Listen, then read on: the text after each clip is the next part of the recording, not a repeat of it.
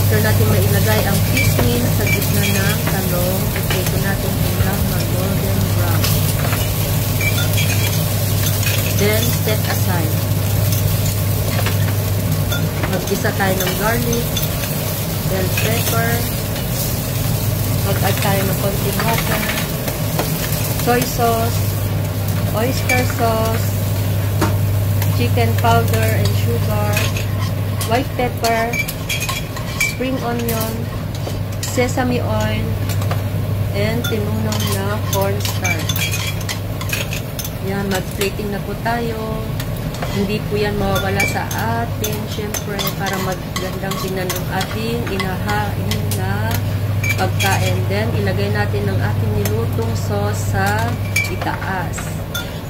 Sharing is caring, mga kasisi. Sana magustuhan niyo lagi ang aking mga inaahain na pagkain. Thank you for watching.